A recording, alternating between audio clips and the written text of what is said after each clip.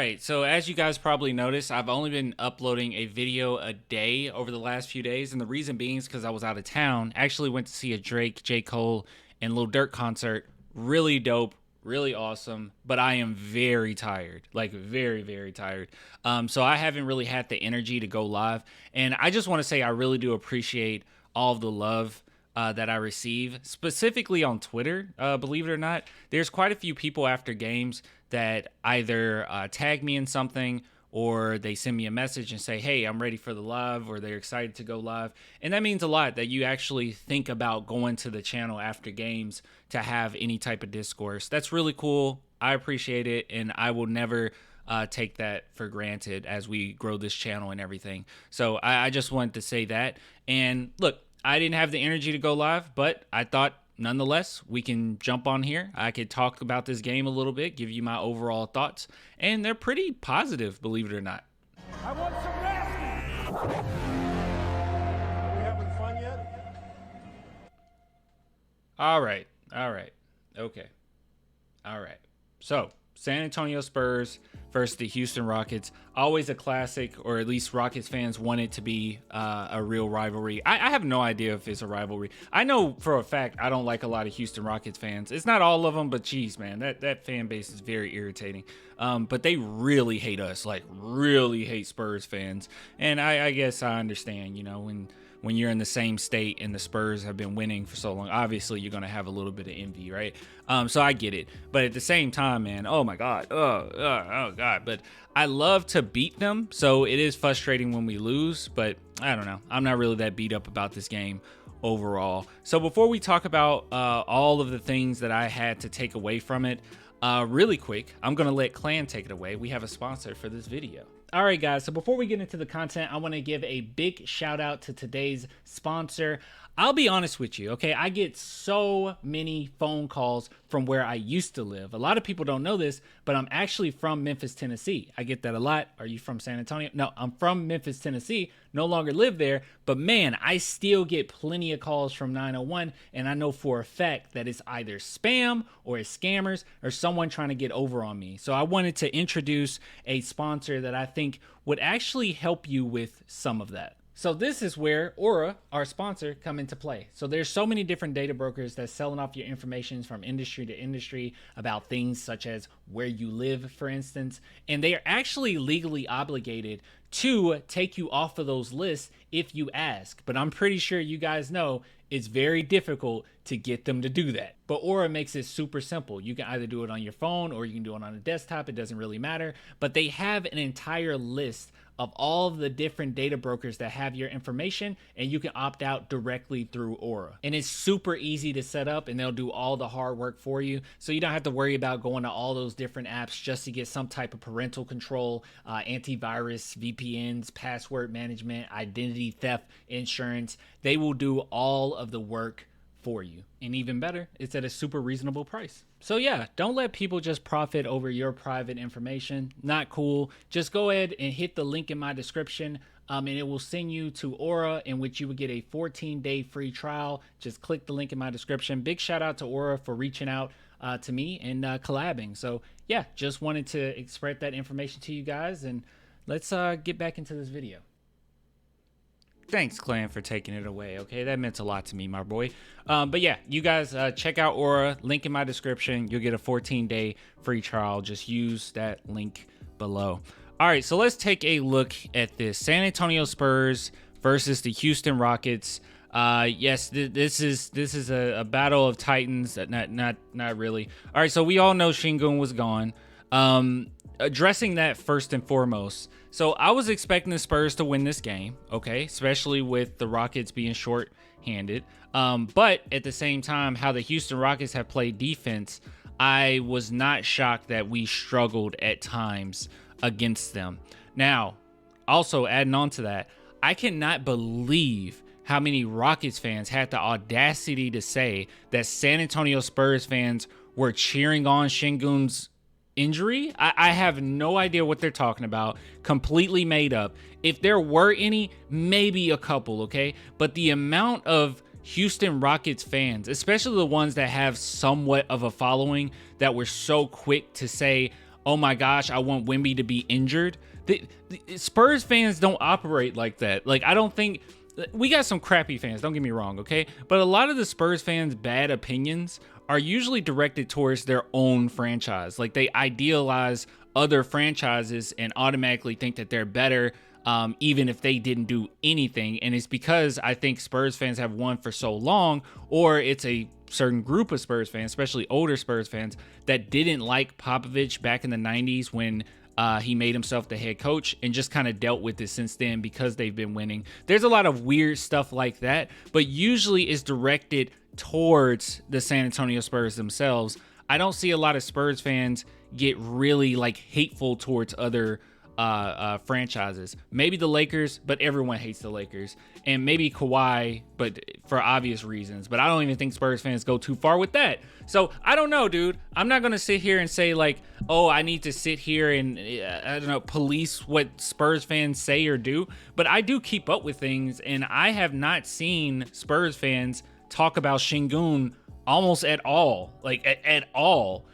If anything, I see Houston Rockets fans are the ones that go after Wemby and say that they want injuries and all this nonsense. And it's the ones with actual like followings, like these fan pages that have actual followings that I've seen do that. Spurs fans with followings, I haven't seen them do it. I haven't done it. I haven't seen a lot of other Spurs fan pages do it, and I haven't seen a lot of people in my comment section or other comment sections that covers the Spurs saying anything remotely close to they're happy Şengün is hurt. I haven't seen it. Maybe there's a couple people, obviously there's going to be an anomaly, but as far as like a big enough group to even put notice on, is nonsense, is BS. Houston Rockets fans are projecting, okay? Because they wanted Wemby to be hurt, or at least that group wanted Wemby to be hurt. So I don't know. I think that's bull. But overall, I was expecting a W in this game, and I thought the Spurs had it pretty much in control for a big chunk of it. They just had a really tough time, difficult time, and I knew this would be the case, guarding VanVleet. Okay, it seemed like VanVleet always, it's not just him, it's just guards in general we struggle with. We don't have enough defense on the perimeter, and look, Sochan can't guard everybody. Devin Vassell's a decent defender. He's not a lockdown defender. It was just, yeah, we can never do anything with that. But moving on, we'll just talk about the Spurs as a whole. We'll go individually. Anybody that stood out to me, not necessarily. Once again, I say this all the time with Sochan. I get excited when he has like really good games, but it's not something where I expect him to always have great games like this. 9 for 14 from the field, really impressive. 21 points, that's great. 2 for 6 from 3, that's all you can ask for right there. As far as shooting wise, I'm not expecting him to be a world beater when it comes to 3-point shooting. Just be someone where they can't completely leave you open, and I think that will suffice. I've always said this, he's a glue guy, he's a tough defender. That's what he is. He's going to do the dirty work. That's the type of player he is. So when knowing that he's capable of putting up good numbers on occasion, that's good enough for me. And as we add on to talent, he'll be a guy that amplifies the guys around him, very similar to what Draymond Green can do. You just need talent around him. Boris Diaw's role with us essentially was the same thing. Not saying Sochan can pass to like Diaw's level. That's probably close to the City Sissoko, who could possibly do that. But anyways, just overall, I think Sochan had a really good game, and he showed out. He kind of went off in this game. Wemby struggled again against the Houston Rockets. Unfortunately, I'll be honest with you guys, I think there's a couple things playing on this, okay? Offensively, only 13 points. I was actually expecting him to play a little bit better this time around, but at the same time, Udoka has done a really good job of seeing what Wemby's weaknesses are, and they just send double, triple teams. They're basically saying, hey, we're going to let everyone else beat you, but you won't. And Wemby has struggled with that. And when you don't have good enough talent around you, or guys that are a legitimate threat from three, this is what happens. You lose by 2. Okay, because you just don't have enough scorers, enough shooters around you.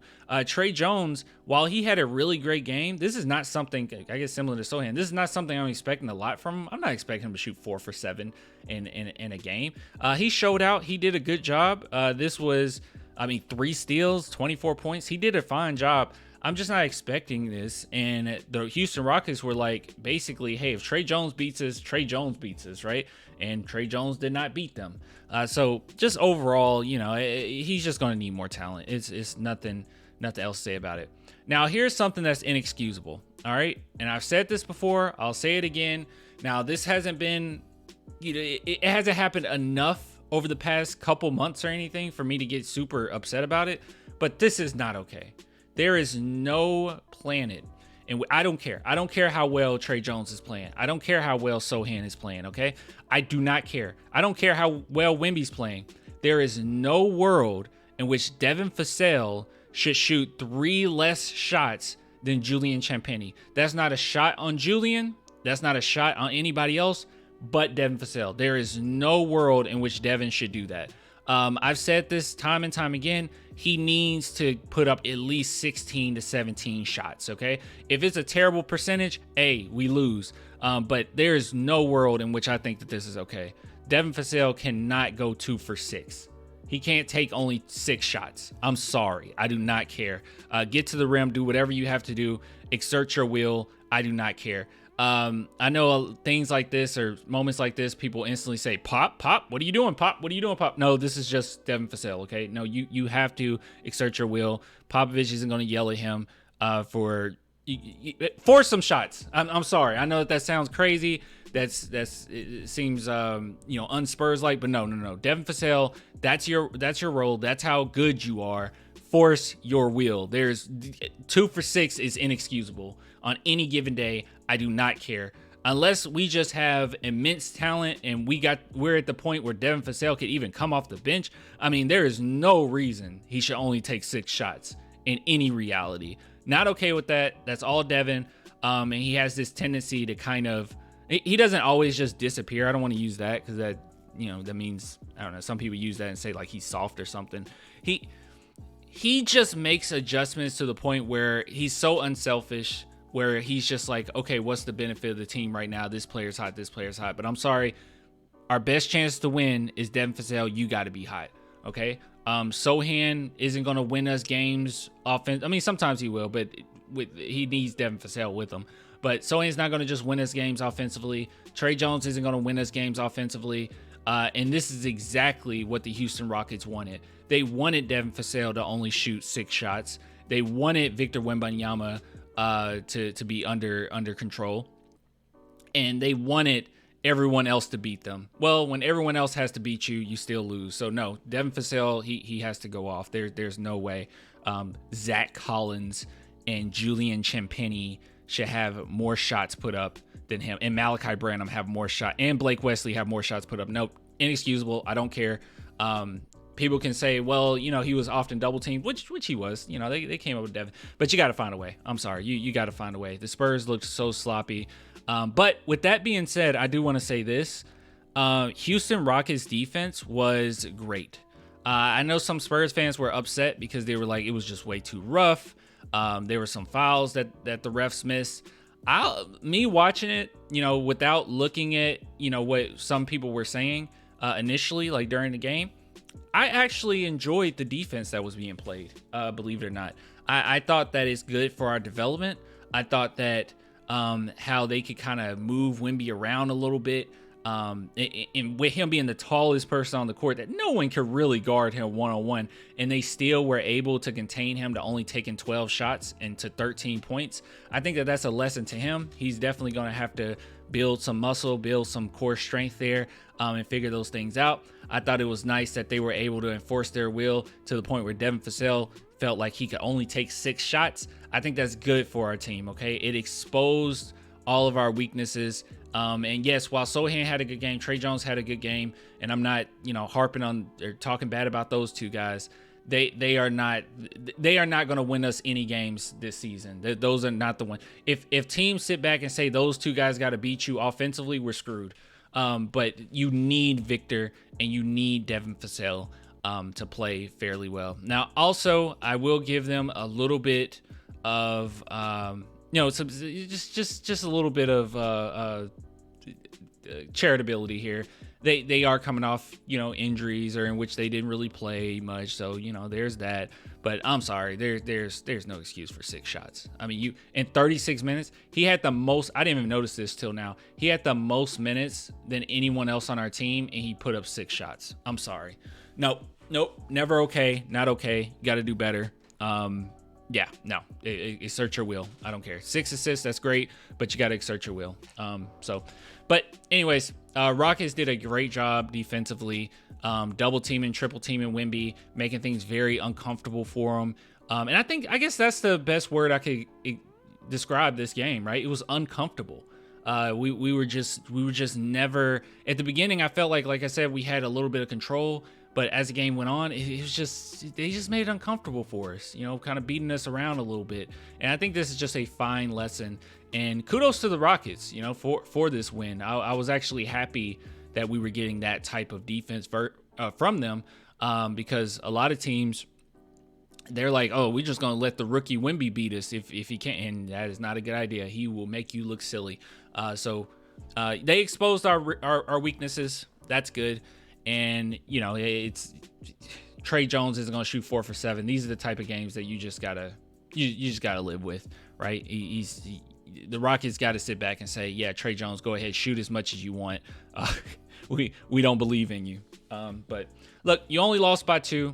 It's not one of those things where I thought the Spurs, the whole game played soft or anything. I really thought it was more of like a not being able to figure the Houston Rockets defense out. That's not the coaching staff. That's just a matter of having a young team. It just is what it is. So those are my thoughts about that. What I think I'll do is, because I have not seen Coach Pop's post-game interview, so we'll have this uploaded. I'll go ahead and go over that one as well and just see what he had to say about the game.